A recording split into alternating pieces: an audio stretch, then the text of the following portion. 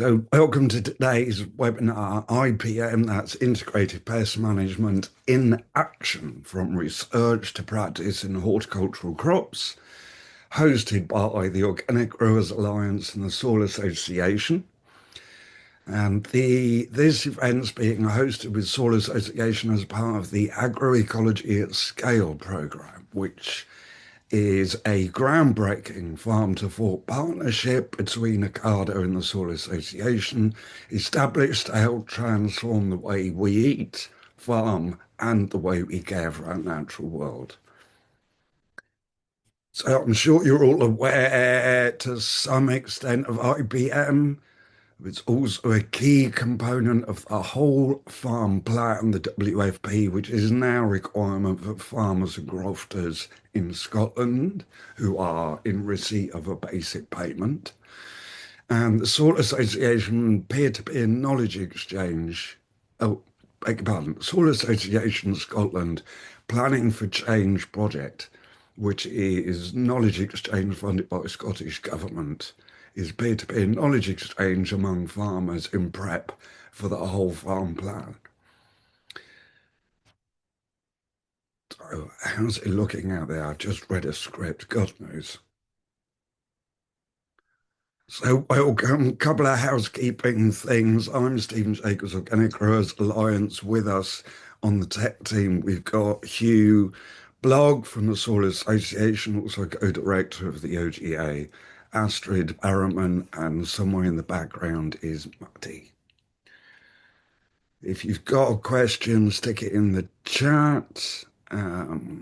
Astrid will keep an eye on that for us. Thanks, Astrid. We can do presentations till 2, then a Q&A.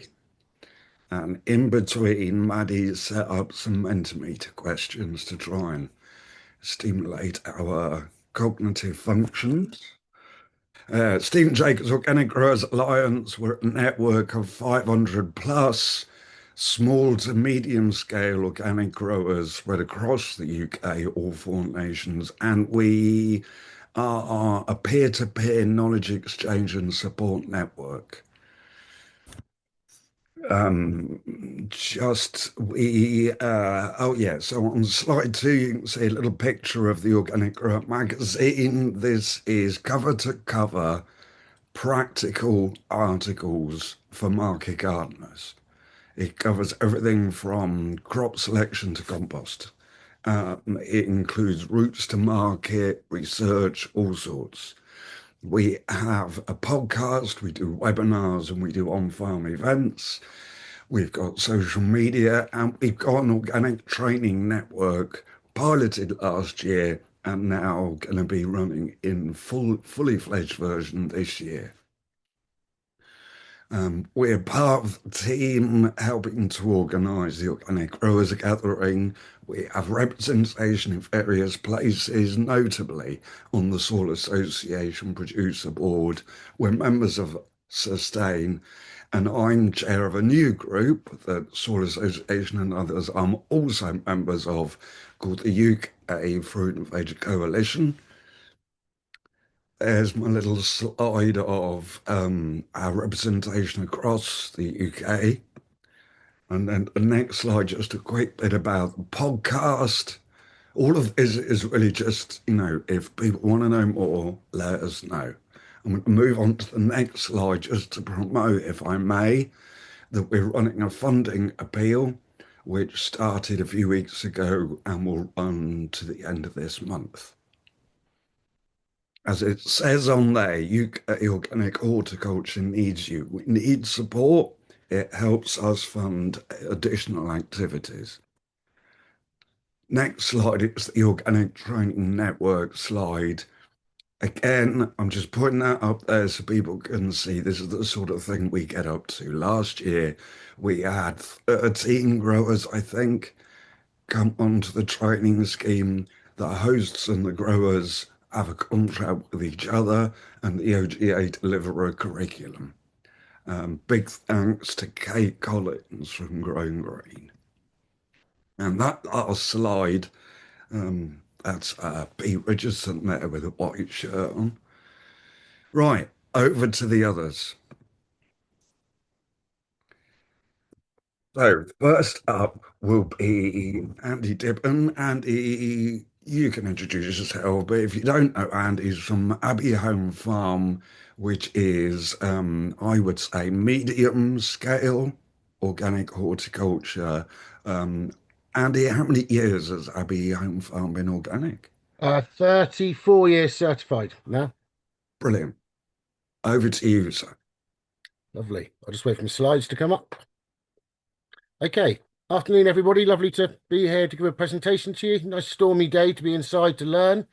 Um, so yeah, I'm going to talk to you. It's about integrated pest management, but I personally refer to it as natural pest management because of the way the approach we adapt to this subject here at the farm. Next slide, please.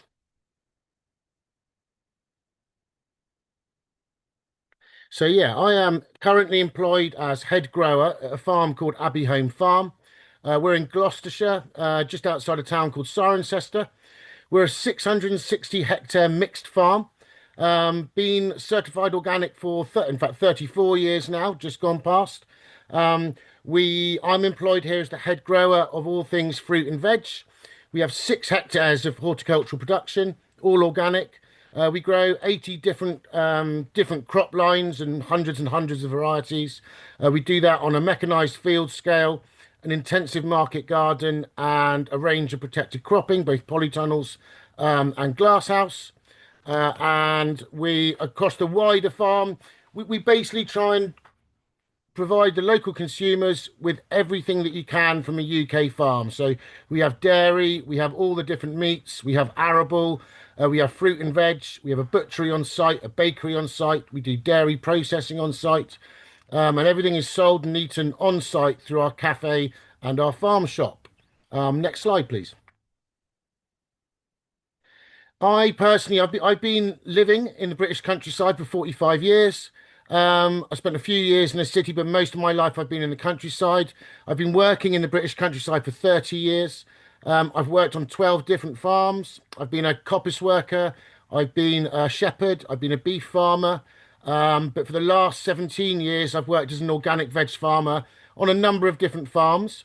But I've been on this particular farm, Abbey Home Farm, for the last 10 years, where I've really kind of got my teeth into this subject of natural pest management. Next slide, please.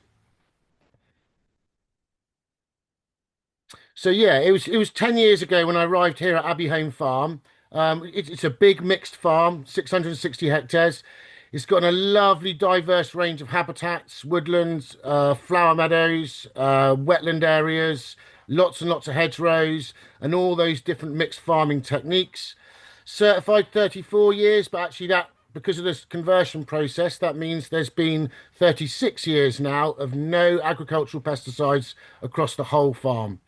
And when I arrived here 10 years ago, that factor of 36 years of no pesticides, it really hit me from the first day I arrived at the farm.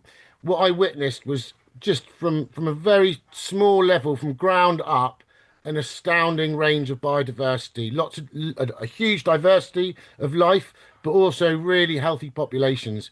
Mammals, birds, amphibians, invertebrates, and lovely wild flora everywhere. So it really was a marked difference to all of the other countryside I'd worked in over the previous kind of 30 years. Next slide, please. So what this has enabled me to do over the last 10 years is really kind of I think I used, if I'm honest, 20 years ago, I probably saw managing biodiversity as a charitable aspect, more about wider society than farming itself. But I have completely changed my attitude, especially important with horticulture. What I've learned is biodiversity is not in any way charitable activity. If you nurture it, enhance it, and target it, it can become a really potent tool for crop protection. And I've spent the last 10 years here refining the system of horticultural production at the farm to really maximize that potency of biodiversity as a tool for production. So I'm going to talk you through how we do that and yeah, what natural pest management actually means in detail. Next slide, please. So the theory of natural pest management is it's very similar to integrated pest management. It's sort of, but it just we don't use any chemicals anywhere basically. So it's not about reducing chemicals. It's about doing it without any at all. Um, the overarching thing is don't focus on the pest, focus on everything else. Nature won't allow a vacuum, and to a certain extent, farming since the so-called Green Revolution in the 60s has taken a reductionist attitude to food production. And what we've done is removed everything from the field apart from the cash crop.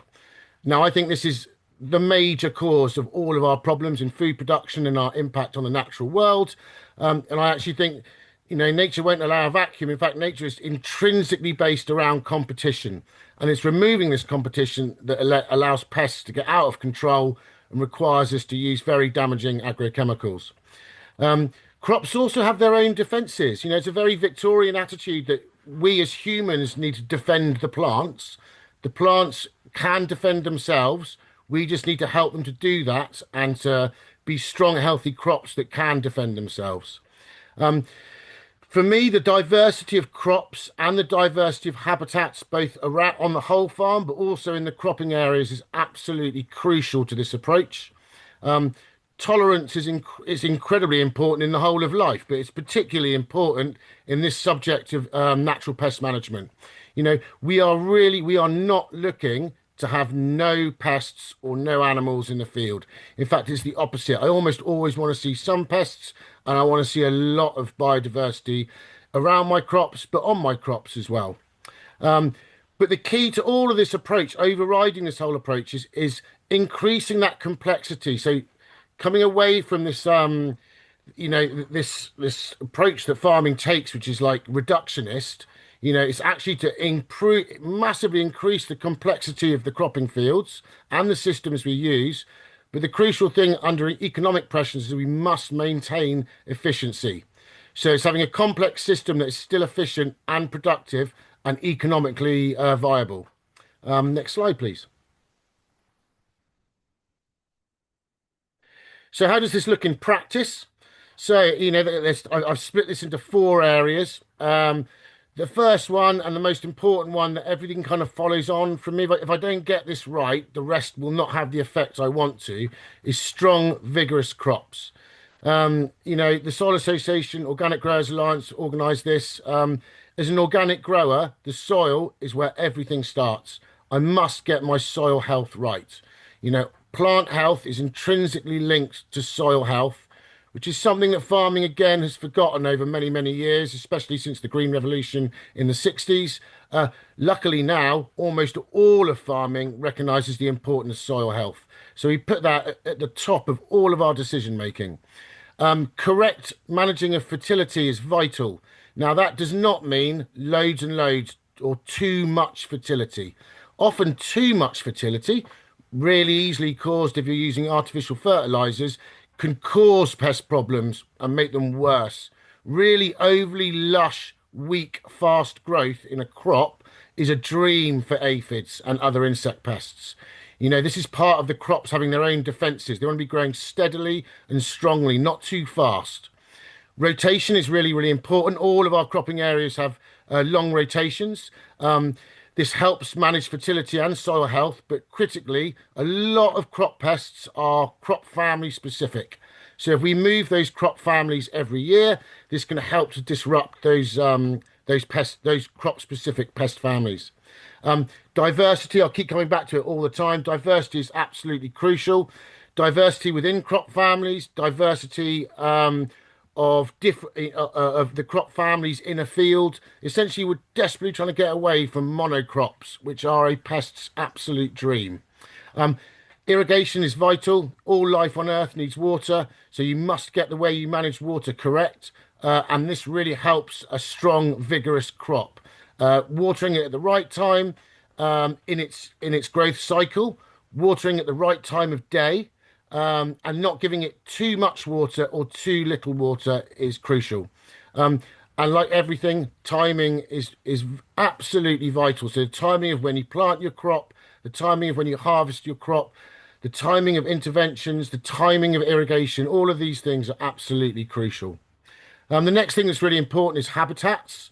like I said, diverse habitats. So we like tree habitats, flower habitats, grass habitats. Um, we like permanent habitats that are never touched, never interfered with humans at all, like woodlands, hedgerows, things like that. Perennial wildflower strips.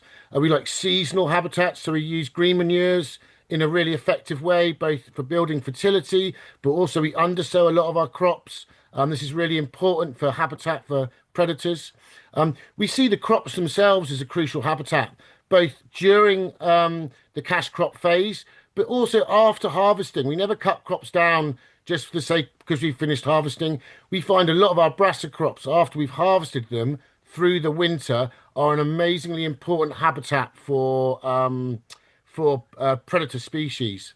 Um, and with these habitats, essentially what we're trying to do is we're trying to provide shelter and a food source for 12 months of the year.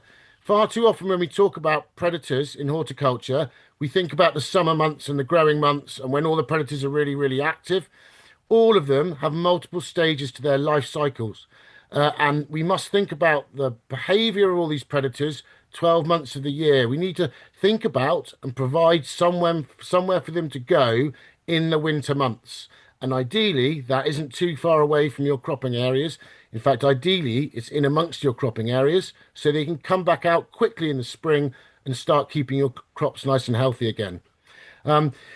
So, like I said, we're really keen. We have really good habitats around our fields, woodlands, rough grassland areas, the hedgerows, wetlands, things like that. But I think the real magic to natural pest management is bringing these habitats right in amongst your crops. So to do that, we use beetle banks, we use wildflower strips, annual ones like in the photo there. We have agroforestry systems in all of our cropping areas. And again, this is the permanent, undisturbed habitat I was talking about, and the ability to bring that right into the middle of your cropping areas. The effective range of a predatory insect is 50 meters from a complex habitat, is what research shows, and that's the rule we stick to as a maximum. If we can bring stuff closer, we bring it closer. And we undersow a lot of our crops with green manures. We find this a very effective way, particularly with one of the most challenging pests, slugs. So the biggest predator of slugs is ground beetles. So those undersowing all your crops and providing cover for all the beetles to roam across the field is really, really important. Like I said, tolerance is a really important part of the system. If we have no pests in the field, there's no reason for there to be predators there. So we want small, acceptable levels of pests always, because it keeps the predators in the field to keep those populations at an acceptable level. Um, Generally, and I've always said this, the pest always comes first. But interestingly, the more I observe things in my fields, the smaller that time gap is. The interaction between pest and predator species is they're so intertwined that I almost feel like as soon as the aphids turn up, there's predators there almost within a day, basically. So we're looking for a healthy balance between predators and pests. And we have to realize if we do make any interventions, whether they're allowed in organic or if you're not an organic farmer, you're using pesticides, any intervention on a predator, if it's chemical or biological, is on a pest is almost certainly going to have effects on the predator populations as well. Next slide, please. So, like I said, it's really important that we do all of those things I talked about in the last slide, but we keep things really efficient. And for me, I think it's also really important that it's scalable. So I essentially farm 15 acres, but I think the stuff I'm talking about can be applied to an allotment or it can be applied to 100 acres, 1,000 acres of veg. And that is essentially what I'm talking about there is a systems approach. So this is a snapshot of a field kind of in midsummer, and all those things I've talked about are sort of presented in one photo, all happening at the same time. So around the edges of this brassica crop, we've got woodlands, we've got rough grasslands, we've got those wildlife corridors bringing those predators into the field. So we've got an agroforestry strip on the left that's undersown with perennial wildflowers. The irrigation boom moves up an annual wildflower strip. So I'm using that irrigation strip in a constructive, effective way. It's not just blank ground. I've got healthy, vigorous crops because they're part of a rotation with really good soil health built up at the beginning of that rotation. All of that brassica crop is undersowed with green manures. and there's huge diversity in that field. So in that one field, we have a full rotation. So there's 6 different crop families in that field, 30 different cash crop species, and the habitats in that field are trees, flowers, grasses, green manures, and like I said, the crops themselves as well. Next slide, please.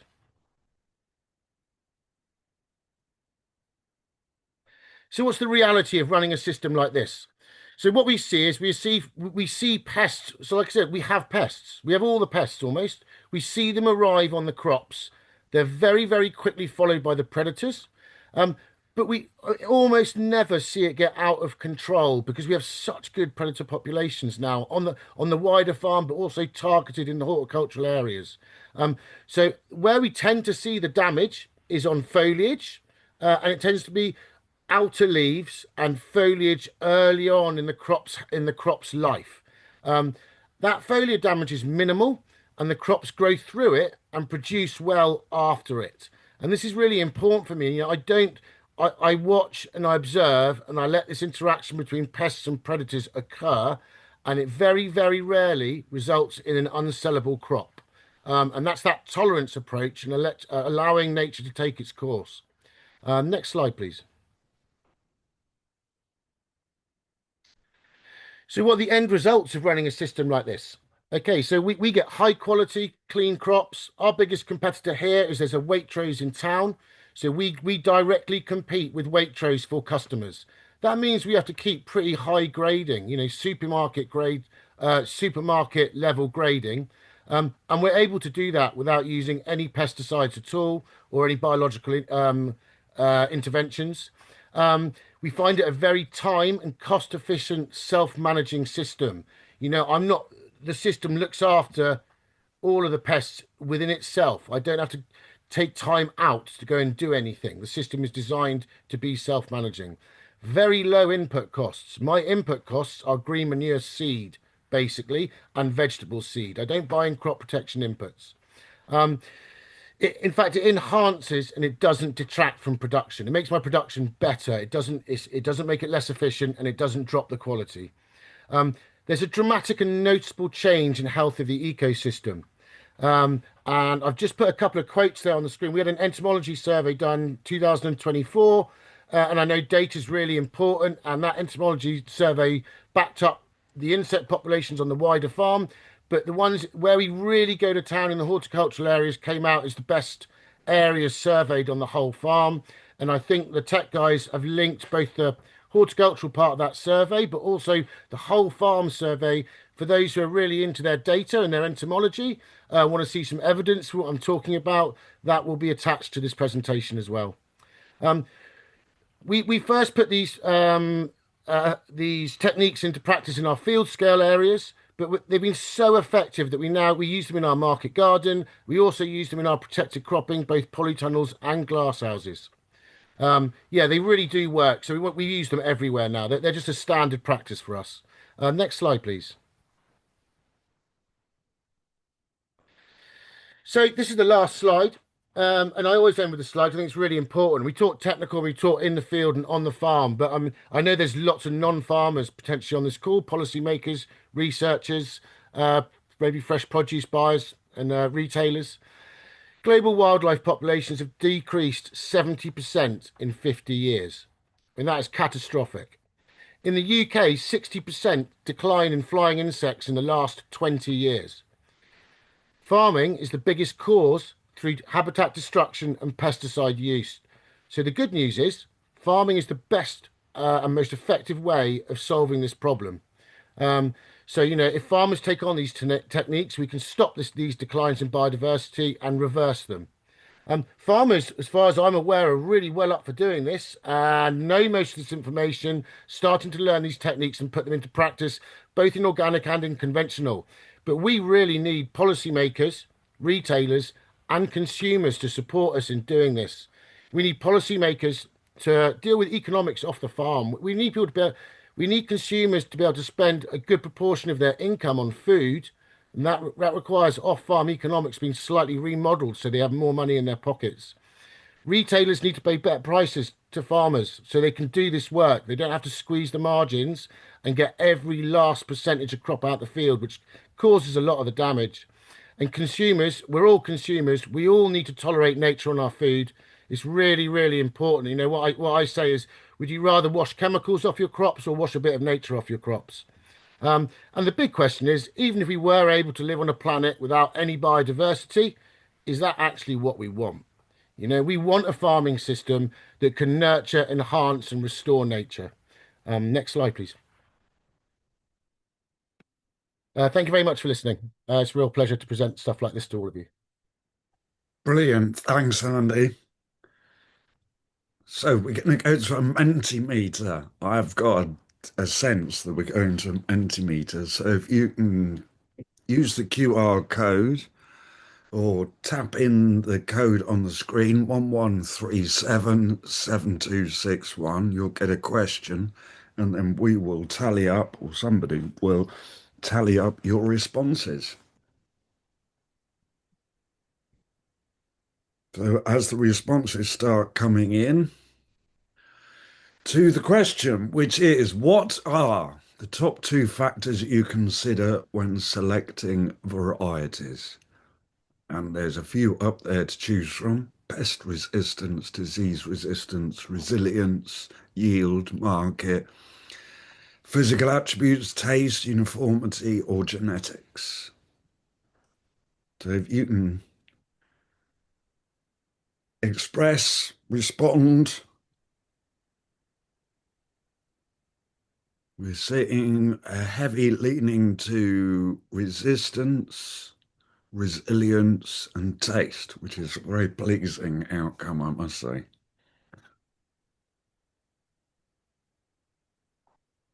So while we do that, I'm just going to say the recording of this will be available online and links will be sent out.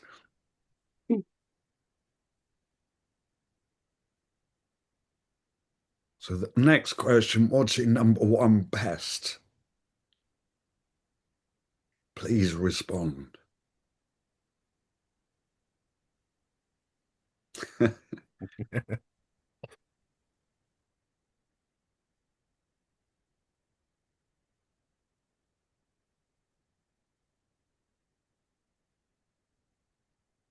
Very good.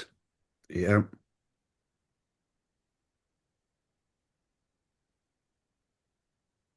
Some quite specific. We're talking about leaf miners at the weekend, actually.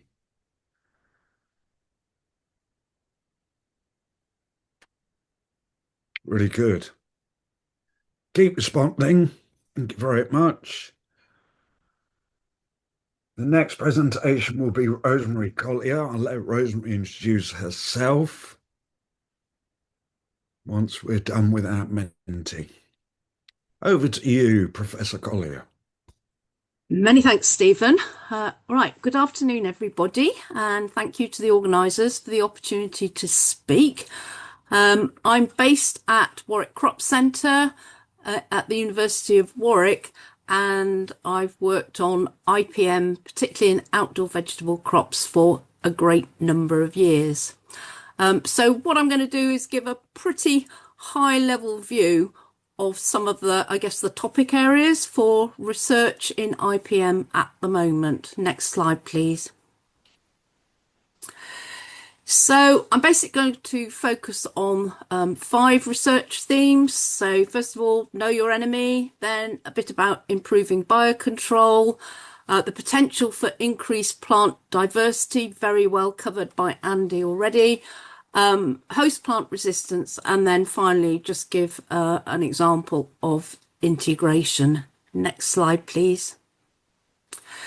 So first of all, I think it's very important to know your enemy, and something that I'm really interested and have been interested in for a long time, still interested in, is why are there differences in the timing of pest activity and abundance from year to year, and also going forwards, and in fact now as well, what is the impact of climate change likely to be? Next slide, please. So we already have several tools in terms of predicting the timing of pest activity, some of which I've developed with colleagues here. But the one that is, I guess, up front and already available to you is the output from the forecasts for aphids that the Rothamsted Insect Survey produces every year. And this is based on, it's for aphids that overwinter as active stages. So that's peach potato aphid, cabbage aphid and potato aphid.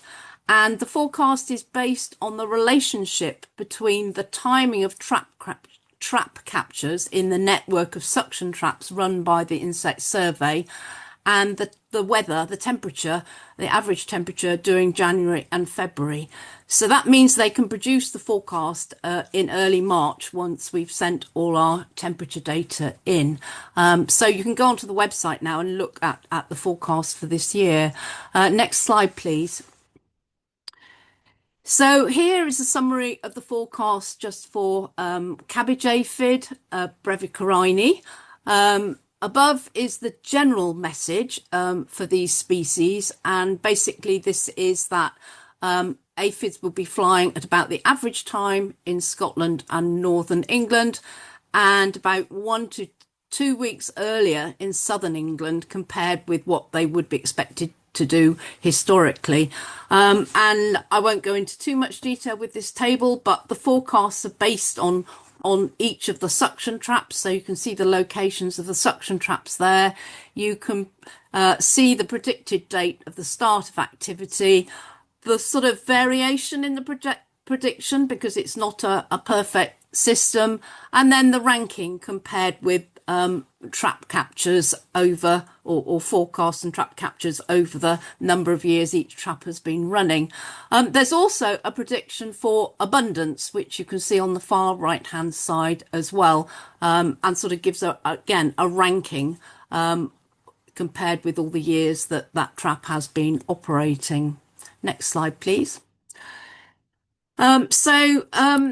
Fortunately, the Met Office are also now quite interested in particularly the impact of climate change on pest abundance, activity, and the arrivals of novel pests in the UK going forward. Their interest isn't just focused on crop pests, but also on pests of trees, for example. And for example, they have been working on this pest risk web tool. You can see here, I've just put on this slide, the tool for peach potato aphid Myzus persicii. If you want to find out more about what they're doing, then we held a webinar, I think about 3 weeks ago, and I put the link there, and I think you'll also be sent the link as well. Next slide, please.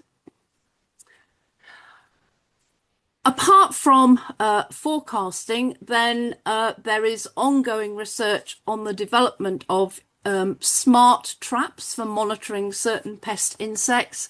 I'm showing a selection here, which are based on, in this case, on either pheromone traps or coloured sticky traps, which capture the insects. And then there is a camera within the system that photographs the trap surface at certain times of the day, sends it to a website. For some of the pests, there's then an algorithm that actually identifies and counts the pests for you. And this technology is evolving all the time, and AI approaches are becoming very useful. Next slide, please. Now on to improving biocontrol. Obviously, Andy's been talking about biocontrol, I guess, particularly with predators and parasitoids. There are also approaches to biocontrol using biopesticides, so biological products that you might apply as sprays. A lot of work has been done until quite recently on biopesticides, funded particularly by AHDB Horticulture. And I guess the big question is, in one way, how will this research on biopesticides in particular carry on? Next slide, please. So I guess one key message is that fungal biopesticides, so things like Botanigard, Vertilec, They do work, but they can vary in their performance depending on the product, the target, the application method, and environmental conditions. So it's quite knowledge intensive, and you have to work out particularly, the best times to apply the product, and how to apply the product well. Next slide, please. So I think Andy's probably covered this in quite a lot of detail already. I totally agree that monoculture has been one of the problems with regard to pest and disease infestations. And I think there are lots of opportunities for different approaches to increasing plant diversity. There are obviously in some cases additional costs, but potentially few disbenefits. And this approach, or these approaches, are certainly current areas of research interest in Europe at the moment. Next slide, please. So here at Warwick, we're particularly interested in using diversity to help manage aphids in crops, and we had a small amount of funding a few years ago to work with growers to look at different approaches to companion planting to manage aphids in lettuce. And we looked at the use of alyssum to bring in hoverflies, which would then lay their eggs on the lettuce plants, and their larvae would consume aphids with luck. We looked at brassicas as a trap crop for Mysis persicae, peach potato aphid, because brassicas are a preferred host for this pest. And we looked at barley as a barrier or companion crop. And there's quite a lot of interest, again, in continental Europe at looking at barley as a companion crop. Next slide, please. Now on to host plant resistance. Here where I work at Wellesbourne, we're both home to the UK Vegetable Gene Bank, and we also lead the Vegetable Genetic Crop Improvement Network, VEGIN. And the aim of VEGIN is to use gene bank material to identify genes for improving vegetable crops. And that might be focused on pest and disease resistance, climate tolerance, and we also now have the Met Office involved, as well as Harper Adams University. And the Met Office are very interested in mapping the impact of climate change so that the breeding approaches can be targeted.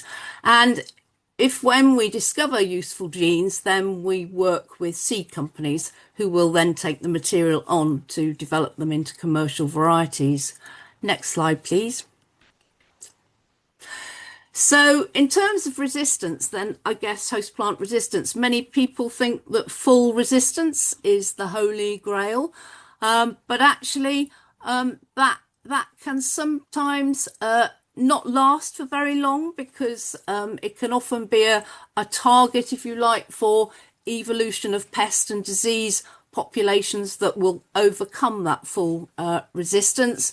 And so from our point of view, there's increasing interest in partial resistance. So where crop varieties are less susceptible to pests or diseases.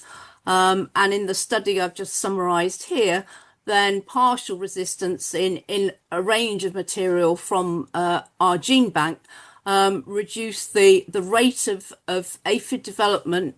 This is cabbage aphid, reduced adult reproduction, and therefore the population doubling time. So just slowing everything down a bit.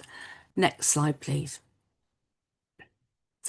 So that brings me on to integration, and obviously integrated pest management, the name's on the tin, is about integrating different approaches to manage pests and diseases. And one example is to combine the partial host plant resistance that I've just been talking about with, for example, the application of biopesticides or other biocontrol approaches. And if you can just slow down the development of the pest a bit, then it can often give an opportunity for things like biopesticides to work more effectively. So I've got a current interest in looking at the current varieties that we have, and asking the question: how much can we develop this integrated approach with the varieties that are available already? We've got a current student project ongoing who's looking at a number of lettuce varieties, and again with aphids and looking at aphid development just to see how variable current varieties are in terms of the rate of aphid development. And I think this makes a great citizen science project. And I'd really be interested to have any feedback from you about particular vegetable varieties that you think are at least partially resistant to pests and pathogens. Next slide, please. So I just want to finish by flagging up some of the resources that we have at the Warwick Crop Centre. And we badge these under what we call the Fresh Produce Knowledge Exchange Hub. We have a lot of information organised by crop. We've basically scraped, if you like, all the AHDB horticulture resources and link to them here, plus other resources on a range of crops and their pests and diseases. We run a series of webinars, usually once a month. Our webinar for March is actually at 4 o'clock this afternoon. These are sometimes talks by colleagues. There's a colleague today, and other times we have visiting speakers. The talk today is about phages, bacteriophages, which are naturally occurring viruses that infect and kill bacterial diseases of plants. So a very novel approach to biological control. There's still time to sign up for that webinar if you like. The next one, which I've just fixed up, is by Felix Wackers from BioBest on the 13th of April, and he will be talking about biological control in outdoor crops. And then finally, to flag up the Pest Bulletin, which I run each year, which is information particularly about the timing of activity of a range of pests of vegetable crops. So next slide, please. So thank you again to the organisers for the invitation to speak, and for all those who actually sort of help to make our research possible. Thank you. Thanks a lot, Rosemary. That was really good. We're going to go straight into the next presentation if we can. Dave, are you ready? Yep. Over to you. Hi. So yeah, you can just go straight on to the next slide. Thanks. Yeah, so I'm Dave Barfoot. I am the head grower of Tinningham Community Farm. I've got kind of 12 years growing experience, and that started life on a kind of 300-acre organic farm down south, and that didn't last for very long. That was a little big for me. I moved back up to Scotland, and I then worked on a 60-acre kind of veg box site, mainly producing field scale vegetables, and now I've moved down onto a 2-acre market garden. Yeah, we're Tinningham Community Farm. We're a CSA. We're in East Lothian in Scotland, so that's southeast Scotland, and we're in a really major conventional farming area. So we're surrounded by kind of large scale brassica growing mainly, and then we've got the classic kind of barley and wheat as well, and some allium, large scale leek fields. Yeah, so we're really on an island where we are. We're a little 2-acre island amongst the convention. Yeah, we've seen a major loss of biodiversity in our area, a lot of loss of hedgerow and habitat, very minimal field margins. It really is the breadbasket of East Lothian, and the farms really are trying to pump out as much produce as they can. Yeah, so we really struggle to maintain good levels of biodiversity due to being so small and surrounded by conventional land. Next slide, please. Yeah, so today I'm going to talk a bit about the kind of journey I went on for integrated pest management slash natural pest management. About 4 years ago, I started implementing a few different practices on the market garden, and the results I saw were absolutely phenomenal. And it was been a wonderful journey. So I'll just share a few of the tools I've implemented. Firstly, I'll just talk about how we grow. We're on permanent beds. They are 85 centimeters wide, and then we've got permanent paths as well, 45 centimeter paths. We use the BCS two-wheel tractor with the power harrow, which is our primary source of cultivation. So we use that to prep all our beds for direct seeding and transplanting. We then have a flail mower attachment, which is we use to terminate all our cover crops and old crop residues. We also use a little bit of Mypex and woven ground fabric in a few choice crops, just to help us out a little bit. Next slide, please.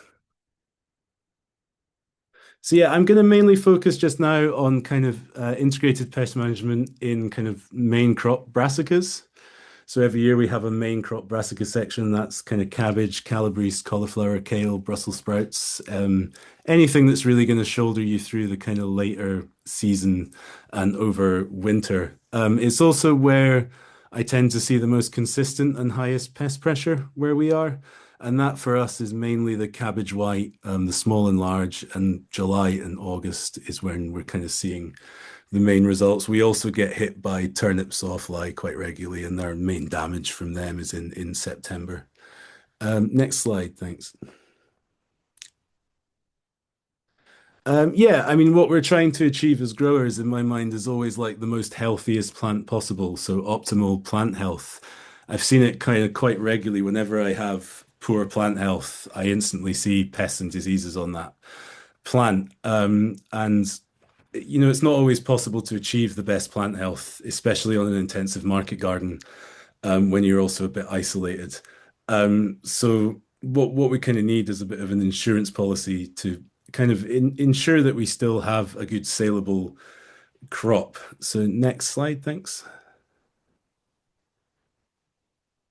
Yeah, and what I started doing was these flower strips, which Andy has previously mentioned.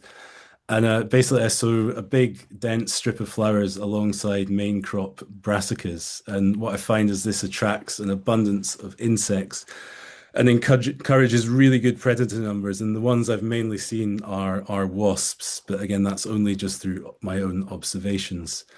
And what this means is weak plants in most cases still provide a good harvest with minimal pest damage. I'm still seeing pest damage because obviously we want the pests to be there. Without the pests, we don't get the predator. And this ensures a saleable crop. Next slide, thanks. Yeah, so how do I achieve this? Timing's important. We want the flowers out when the pests are present. So for me, that is I sow a whole bed right down the middle of the brassica section, and I sow it 2 to 3 weeks usually after the main crop brassicas are transplanted. Now I sow kind of around these dates, but this is just a rough guide. And for Southeast Scotland, that's I sow on week 19. I transplant on week 23, and I sow the 3 weeks later, this flower strip at week 26. And that means I roughly coincide the maximum amount of flowers when the pest is at its height. I'm looking to get the biggest impact because I'm on a really small site. I can't spare masses of space for flower strips and habitat. So I'm trying to get the biggest impact out of the flower strip as possible. So what I do is I sow it by hand, and I double the Cotswold Seeds recommended sow rate of cornfield annuals. You can also get them from Landlife wildflowers as well. I do this by hand, and I usually mix in some sand or dry compost to help me spread that. I then rake it in, or I use one shallow pass of the power harrow. I water it in, and yeah, it's really important not to use nets other than the first few weeks. So when the pigeons are still, they've not quite left our land yet, they usually move on to the barley and wheat fields once they're kind of ripening off. So yeah, I use nets for the first 3 weeks, but then I take the nets off because I'm wanting to let as much stuff, life in there as possible. Again, we need the pest to attract the predator, so we need to take the nets off. Next slide. Yeah, other things to consider when doing this is weeds. You might need a stale seed bed if you have high weed pressure. So that's just cultivating the bed, getting it ready, and letting a flush of weeds come up, and then doing another shallow pass, and then sowing into that. The heavy sow rate also really helps crowd out the lower growing weeds. I see minimal weed pressure by doing that. I sometimes get the odd thistle poking at the top, which I just pull out by hand, and sometimes I don't even bother. I ensure it's an integral part of our crop plan, so it's really in our system from the start, and it's a planned and considered thing. I also find it acts as a really good green manure. I always get really good growth on the bed that I've had the flowers in the preceding crop. Yeah, self-seeding will also occur. This is mainly dealt with by cultivation, frost, and where it is in the rotation. So I usually grow a kind of crop of overwintered garlic or onions through Mypex afterwards, which helps kind of just suppress the weeds and means I can get something straight on there. The reason self-seeding happens is you have to let the flower kind of strip do its thing. And that naturally means some things go to seed. So I have to let it grow right into the end of September because I still have pest pressure right into that month. Yeah, the self-seeding also creates an abundance of random flowers in paths and edges, which only helps. And yeah, I've just put let it go there. There's a certain amount of just kind of letting it go and letting things happen and not worrying about it too much. And that can be quite liberating once you achieve that. Next slide. Yeah, that's just an example of the garlic coming through the Mypex, and you can hardly see it because it's kind of full of self-seeded Phacelia. So that obviously didn't quite get killed off by the frost, and that's all weeded out now. With that took about half an hour, two of us about half an hour. Next slide, thanks. Yeah, a couple of examples. So last year we had Cavallonero. It was hit by wireworm and leather jackets. It sort of pulled through, but the plants were very, very weak. They were not very happy. It was also very, very dry, so we struggled to get enough water on it. We had butterflies everywhere, visibly laying eggs, and caterpillars present. Now, just to the right of that photo, there's a big flower strip up the side, and there's also this strip of kind of brassica salads that have been allowed to go to seed. And yeah, so I still got a really good saleable crop out of that. And there was a lot of pests on there. They just slowly got eaten by the abundance of insects that were attracted into sight from that flower strip. Next slide. And yeah, this is my favorite one because I could really see it happening as it was going on. We had a crop of Chinese cabbage. Again, poor plant health. We suspected a bit of nutrient lockup after opening up new ground. We had this guy on the top right, the turnip sawfly, which we see quite commonly where we are. Yeah, there was tons of them laying eggs. Then we had lots of larvae present. They were literally dripping off the plants. And then not long afterwards, an army of just common garden wasps just came and they were buzzing all over the crop and they were just eating it up. And we had the flower strip right next to this crop. And within 3 days, we had no presence of the larvae at all. It was amazing to watch. And that's the nectar as a food source, just helping to support a biodiverse food web around the crop. The pak choi in the tunnels was less fortunate. That got really badly damaged, and we lost quite a lot of that crop. And yet, that's just much less biodiversity due to the cover being on. Next slide, thanks. Yeah, so just thought I'd touch on tunnels and other areas briefly. As I said, yeah, the tunnels present a very different challenge due to the plants being under cover. So what I've started doing is having wilder areas within the tunnels, and I use the corners for this because they're always really awkward anyway. And yeah, I actively curate these areas, so I'm putting things in there such as nettles and other plants and trying to encourage a wild corner where other things can like go and live, mainly over winter and have a home. I have flowers at the ends of every bed, and I largely let these self-seed, so these become kind of like self-managing flower beds at the end. And sometimes I have to just hoe them out if they get a bit weedy and let them re-self-seed again. And that's working really well to encourage stuff into the tunnel. Um, I have wild areas directly outside the tunnels. So I have a kind of beetle bank / nettle strips just outside. So I leave just enough room for the machine to get in, the BCS tractor, and then trying to give stuff, trying to give as much habitat close to that tunnel as possible. I then undersow the tomatoes and cucumbers with a kind of low-growing clover trefoil. I've started adding a bit of field trickery in there just as a bit of an experiment, which has been quite successful so far. I'm enjoying doing that, so I'm going to continue doing that, and that's just to kind of deal with a bit of compaction and try and lift some nutrients from lower down. Um, and then the key one here is I use a low growing flower mix, and it's called Little Carpet Mix from Mole's Seeds, and that gives a really nice abundance of flowers throughout the tomatoes and cucumbers. And they're great because they don't grow too tall and they don't smother the tomatoes, but you still get that really nice amount of flowers in the tunnel.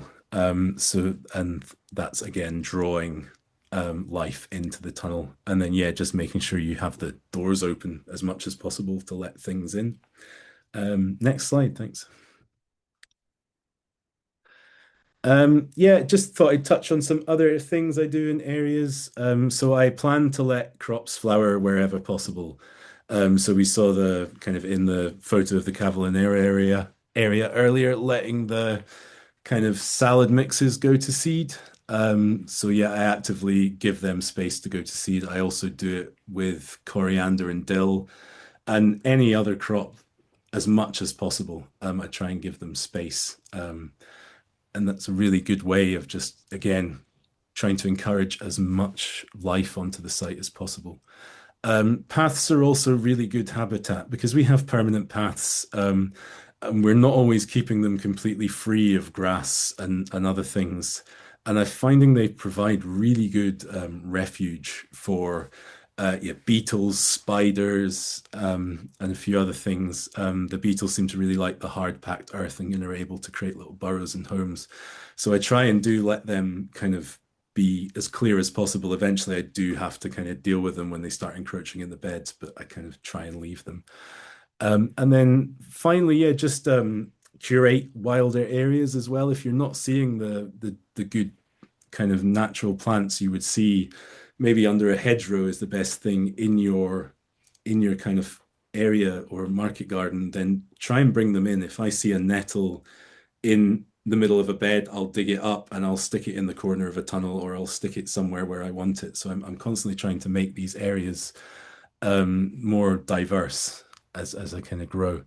And finally, just observe the magic. It's a wonderful thing having a place so alive with insects. And from when I started to now, I've really noticed a massive increase in the life that is on the market garden, and it's wonderful to see. And it's also just really beautiful having lots of flowers everywhere.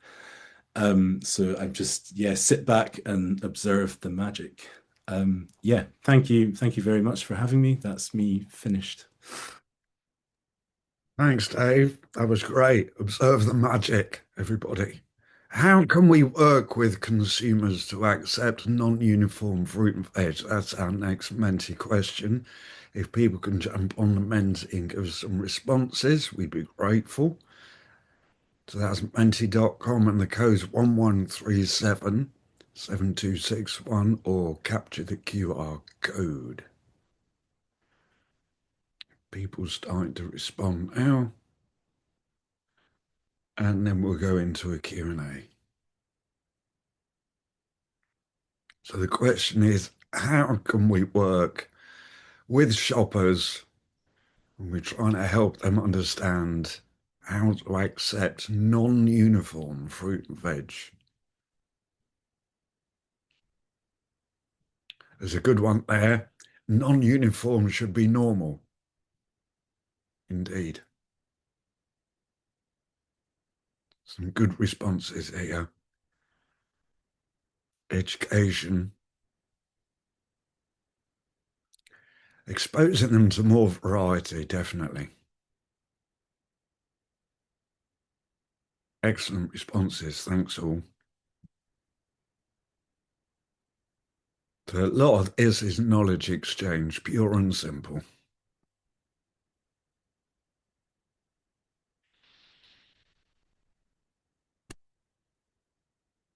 Right, going to go into an audience Q&A. So the first one, just while people are mulling stuff over, is Gladys has put in the Q&A, do you use cover crops in rotation? And what are these? Who wants to take that? I'll answer that if you want, Stephen. Go for it. So I use all sorts of. I have a chest freezer full of cover crop species. And I visit it like it's a sweet shop, and I love the word Dave kept using, which is curate. I think that's brilliant. And I literally will make a mix up of almost always multi-species mixes, and I'll tailor it according to what I'm trying to achieve.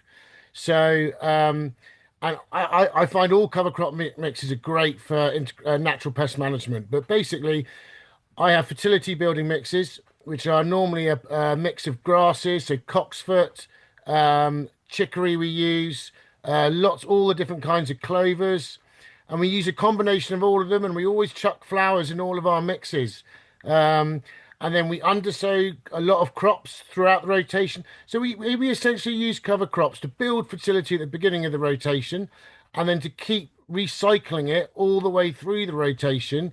And we do that by sowing them after crops as overwintered green manures, but also sowing them under crops as an undersowing mix. And for that, we often base the undersowing mix around white clover and yellow trefoil. But if it's a tall growing crop, we'll chuck a few extra things in there as well, because it won't interfere with the crop so much with a tall crop like beans or brassicas or things like that. So yeah, in a myriad of different ways. I think they're the most powerful tool in organic horticulture. Thanks. And Hughes Woodward has put a question in, which is kind of on the back of this. What are the barriers to implementing an IPM natural approach across other farms and at scale? For example, overcoming knowledge or skill gaps. And I suppose that's to some extent about getting in a field with somebody and saying what you've done here, you could be doing that there. Yeah, I mean, I love the phrase at the moment, which is the most expensive phrase in farming is that's how we've always done it. And I think we just, things have changed. The climate's changed. The lack of biodiversity's changed. We need to get on with new techniques. And I just I think all the tools we need for sustainable agriculture already exist. It's just implementation. And I kind of alluded to the fact that I think a lot of the pressure on farmers is off farm. I think we know what to do. Our margins are incredibly tight, and consumer expectation is far too high on quality. I think that's the key. Yeah, absolutely. Well, there's another question, and maybe this is for Rosemary. Somebody said you not use organic pesticides, and somebody else, Jason Gale, actually has put, I'm guessing pyrethrum was included in the research. Jason, as the route that it works, he would think would also slow down natural predators. So by inadvertently controlling the predators, are increasing reliance on needing to use such as pyrethrum. What do you think, Rosemary? Um, yeah, but we haven't been using pyrethrum in our recent research, and I guess the biopesticides I was mainly talking about are the pathogens of the pests, so the fungal diseases of the pests that you can buy in products to apply. Pyrethrum, yes, would potentially have adverse impacts against the beneficials as well. So wouldn't be a good tool in terms of encouraging them. No, thank you. And Anna David Rosemary is said, thanks, Rosemary. Are you able to expand on the use of barley as an IPM for lettuce? I think first of all we haven't proven yet that it is an effective tool. We had a very small piece of funding. It was a short piece of research. We're still looking for other ways to fund it. But the principle. I mean, there are different approaches to using companions. I mean, some of them are to bring in, like the Allisum, are to bring in natural enemies who then obviously consume or parasitize the pest. Some of them are what one would call trap crops, so they're more preferred hosts of your pests. So you're trying to draw them away from your cash crop. And kind of the third approach, which I think is the barley, is where you're using a non-preferred species, so something that isn't a host of the pest, and basically you're trying to interfere with the way that they find the crop. And we've done loads and loads of work on the cabbage root fly, and shown that, for example, if you have other green surfaces amongst your brassica crop, which can even be green cardboard leaves, then that interferes with the way that cabbage root fly actually finds the brassicas that are in that vicinity. So there's more to do and more to understand about the mechanism if it is shown to be effective. And you were talking about pest forecasting. Celine's asked, is there anything available for forecasting in Scotland? Yes, there is. So on the website I run, then all of the weather-based forecasts, there are forecasts for Scotland as well. There are probably not enough weather stations there.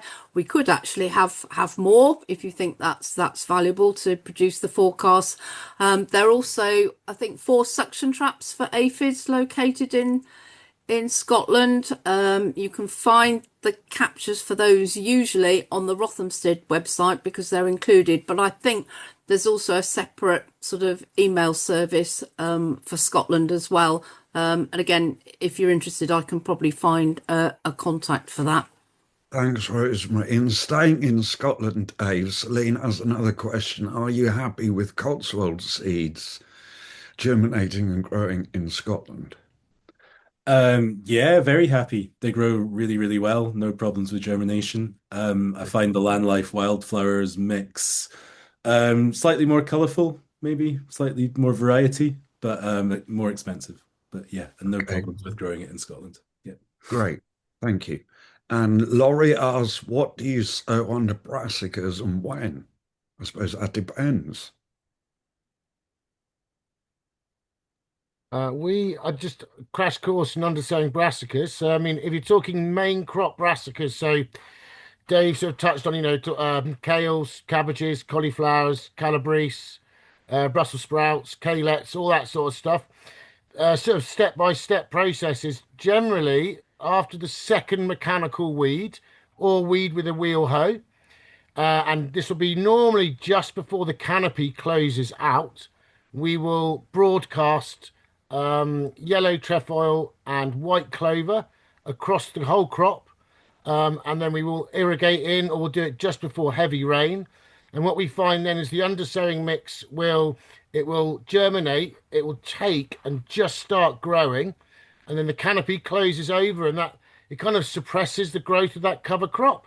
And then as soon as we either harvest the brassica crop or the leaves, the lower leaves kind of die back in the autumn and into winter, that undersowing mix will really take off.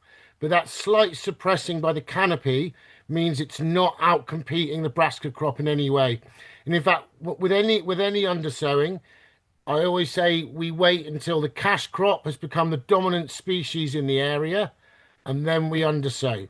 So it's just making sure that you don't outcompete your cash crop. But yeah, in short, after the second weed, just before canopy close. Great stuff. Thanks, Andy. There's a question from Johnny. Do you grow leeks? And if so, how do you approach leaf miner? It's a new one for us, this, but it's good. We actually at the moment we are timing our cropping to avoid. We find now we can crop leeks from end of sort of last week in August through to about mid-October with no problems at all. We're then finding from mid-October to end of November, we have damage in all our leeks that makes them unsellable. So we've just changed our cropping plan that we're not selling leeks at that time of year. And then we're back on the leeks from December right through to now and onwards, depending on how long the crop lasts. It comes back to very much to what Rosemary was saying about understanding life cycles and timings of pests. The one thing I would say is we had leek moth, it's got to be 10 years ago, was causing similar detrimental effects. And eventually a predator, we don't know what, worked out that it wanted to eat leek moth, and we stopped getting damage from leek moth. So we've tried using crop meshes against allium minor, not with a lot of success. We've delayed it, but it's still got in there or laid eggs through it. But what we're making sure we do, and this is a key part of integrated pest management, we're making sure we don't mesh all of our leeks. In a way, we're taking a long-term view, and we want the predators on the farm to recognize it and develop an appetite for it.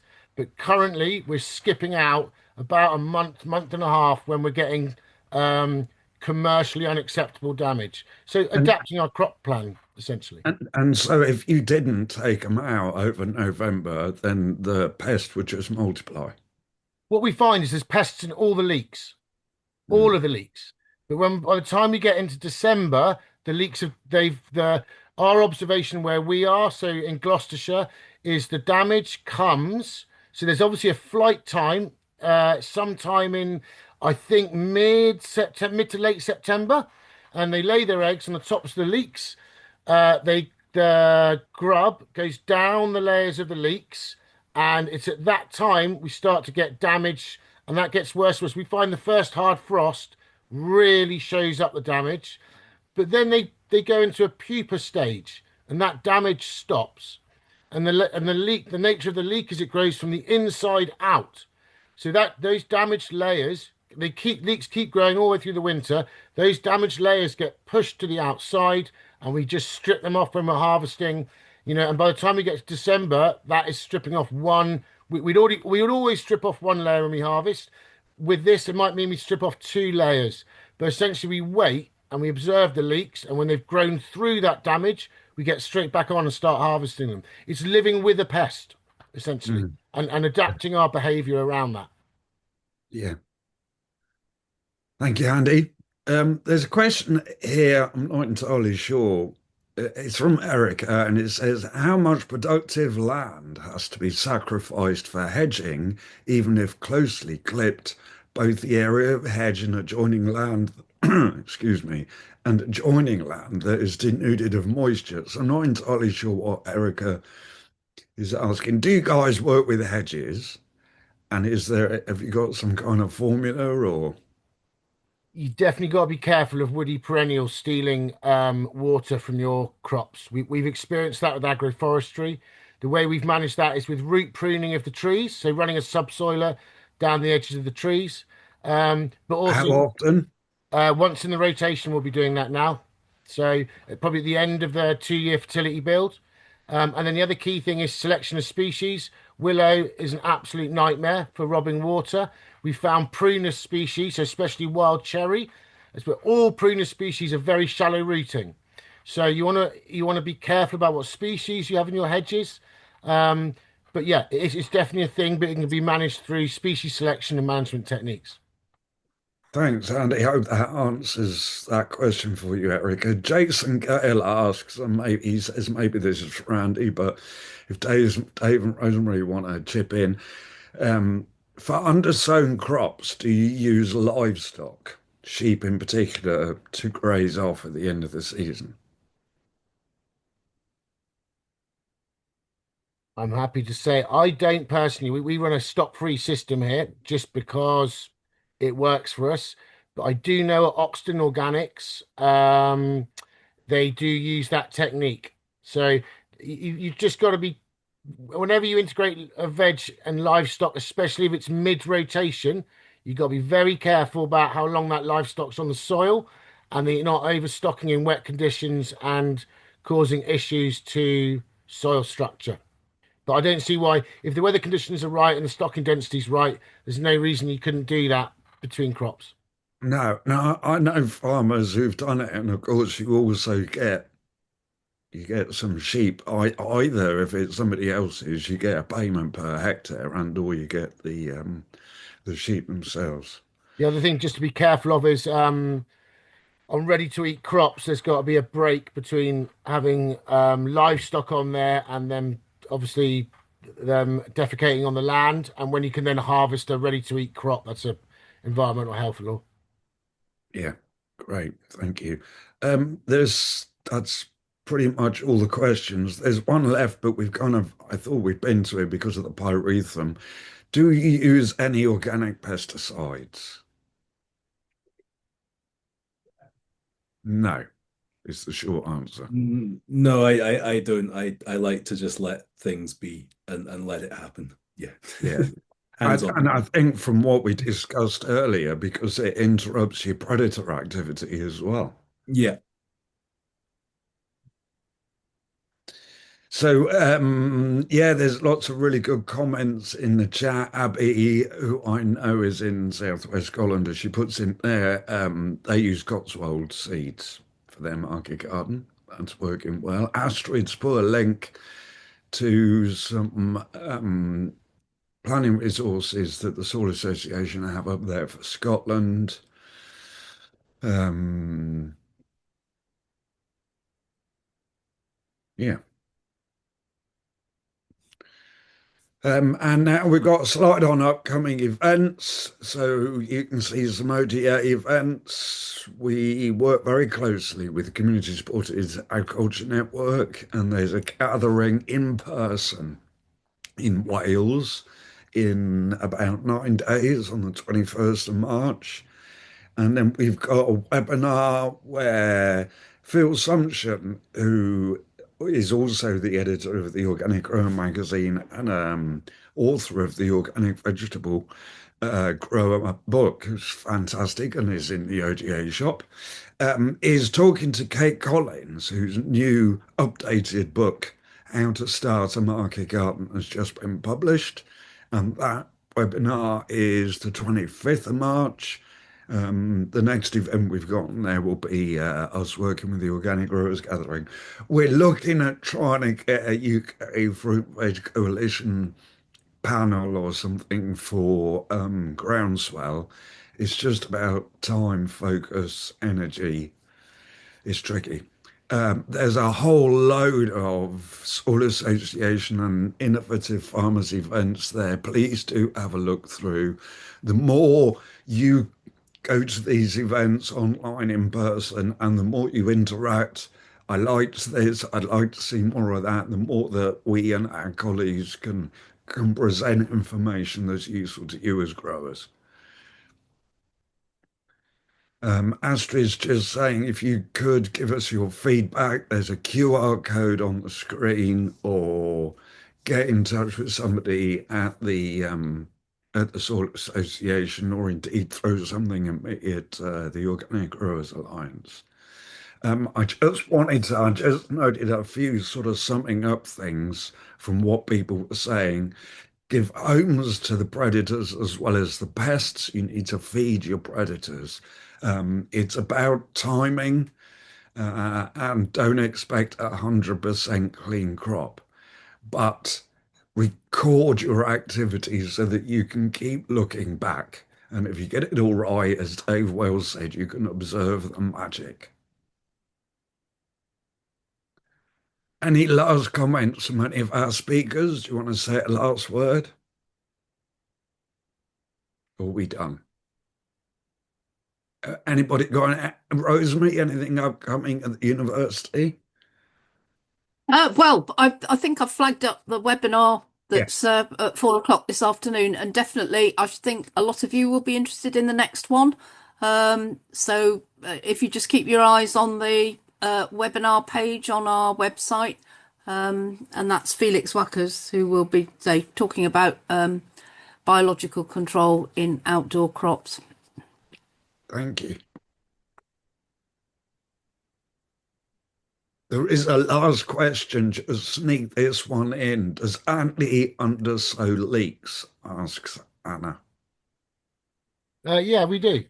Yeah. and we actually undersow leeks to protect. We harvest leeks all the way through the winter, so we undersow leeks with the same mix, yellow, white clover and yellow trefoil, and that's all about offsetting the damage of our foot traffic.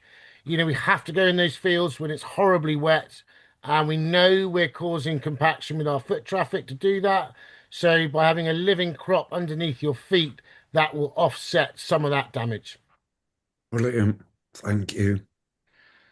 And I think that's it. Soil Association will be sharing the recording and the links in a follow-up email shortly. Thanks everybody for coming. Thanks to our speakers. Thanks to the Soil Association for the technical support. And here's to the next one.